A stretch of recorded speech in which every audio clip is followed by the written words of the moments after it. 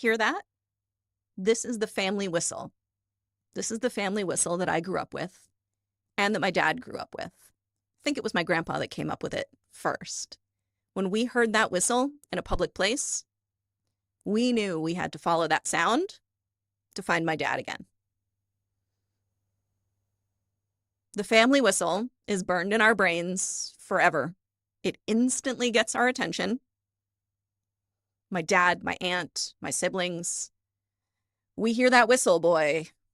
We know exactly what to do. It gets your attention. It's catchy and repeatable, just like a good marketing hook. Welcome to Market Like a Parent and Parent Like a Marketer, where we explore the connections between parenting and marketing and what one can teach us about the other. I'm Danielle Weil, founder of DW Copy and creator of LaunchFlow. I'm a mom of 4 living on a kibbutz in Israel, copywriter, marketing strategist, launch expert. I write words that sell things and put the strategy behind it so that you as a business owner feel in flow with what you're doing. I've made over $100 million in sales for my clients over the course of my 20-year career. And I also am raising 4 kids. As an expat, I grew up in the US, moved here about 17 years ago, and have decided to build my life here. We're a bilingual household. We speak Hebrew and English, and my kids have 2 passports. I also have 2 passports. And what I want to bring to you is some of the lessons that I've learned as a parent of 4 kids, raising kids the way we do, and lessons that I've learned as a marketer over the years and how they intersect. Now, this episode is all about marketing hooks. What constitutes a good hook, how you can engineer good hooks in your marketing, and how you can use them to get more eyes on your brand, get more people and leads into your business, and stop the scroll and get attention no matter where you are. Now, there's a lot of ink spilled on the importance of the hook in marketing. That first few frames of an ad or a commercial. I spent a huge amount of time at a job that I was at optimizing the first 5 seconds of a 40-minute video, because those are the most important 5 seconds of the entire video. They make or break whether someone will continue watching or they will leave. The headline of your page will determine whether someone stays or whether they exit. And I cannot tell you how many times I have seen sales pages, landing pages, websites that just have the name of the program or course the person is selling as the headline. That's their headline. That's it. And they wonder why they're not making the sales they want. A good headline does a huge amount of lifting in the sales process. Why?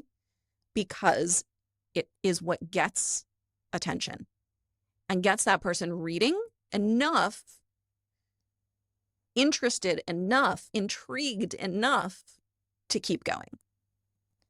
Now, how do we get and keep attention? In a couple of ways. We can use what's called pattern interrupts. Remember when we were talking about routine and breaking the routine? Well, a pattern interrupt is, look, a squirrel. Look, this is a goldfish. There was an old school video sales letter in the very beginning of what we call the modern video sales letter. And the very beginning was, hey, this is a goldfish. And there was a picture of a goldfish. What does this goldfish have to do with blah, blah, blah? There's a pattern interrupt. It's something that we are not expecting to see, and therefore it gets our attention. Now, how do we get and keep attention? When I was in school or in camp, I believe they still do this. There's some sort of clap that happens, you know, that the teacher claps like, and then the kids have to answer. That gets attention. That noise, like the family whistle, hey, I'm here. Getting attention is 50%, if not more, of the game. Now, getting attention is one thing.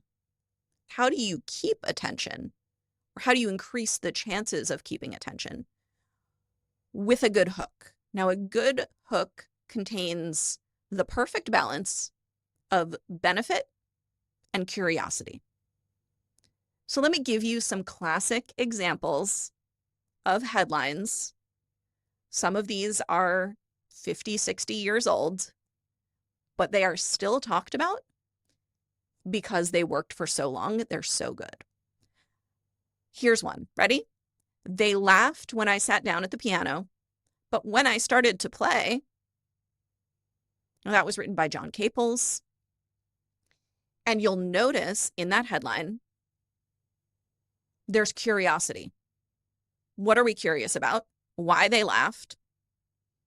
And then what happened when we started to play? But there's also an implied benefit that the contrast between the laughter when he sits down and then what happens when he starts to play. Ooh, okay. It presumably because he's good and they're all in shock and surprised and they've been shown up.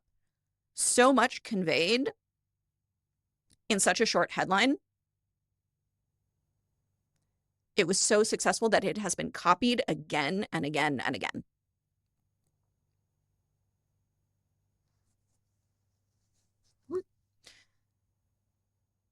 Next one, Eugene Schwartz. Do you make these mistakes in English? Balance of curiosity and benefits. We're curious what mistakes. We're curious if we're accidentally making them. And we also get the implied benefit of being better at English. We know that if we know what mistakes we're making and how to not make them, presumably we'll be better. Combination of curiosity and benefit. We really want to know what the mistakes are and if we're making them. You think you could adapt that headline to your business? Feel free. People do it all the time. And then there is John Carlton's famous one-legged golfer headline. This one's a little bit longer. Amazing secret discovered by one-legged golfer, adds 50 yards to your drives, eliminates hooks and slices, and can slash up to 10 strokes from your game almost overnight. Now, we could spend a whole long time dissecting that one, but what I want you to get from it is the balance of curiosity and benefit. There's curiosity around what is this one-legged golfer doing that's getting these amazing results. It's counterintuitive. It's different. It's, oh, I was not expecting to see that. It's a bit of a pattern interrupt. And also, there's a whole bunch of benefits there. Add 50 yards to your drive, eliminate hooks and slices, slash 10 strokes from your game. Who doesn't want to do that if you are playing golf?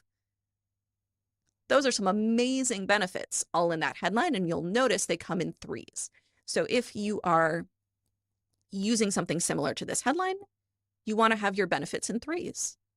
And that is another example of how a curiosity benefit headline balance pulls people in and is a hook that gets their attention. Now, the rest of that letter goes on to tell the story of the one-legged golfer and the discovery he made and how it works and how you can learn it for yourself, obviously. But the hook, the thing that got people's attention and made it such a successful ad, was this one-legged golfer combined with the benefits, which is everything that an amateur golfer could want. A good hook is also memorable and sticky. Children of the 80s and 90s. I am stuck on Band-Aid brand. 'Cause Band-Aid stuck on me. Anyone? I love the fishes.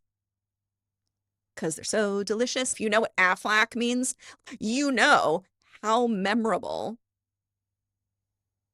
a good hook can be. Especially if it can be put in a little jingle.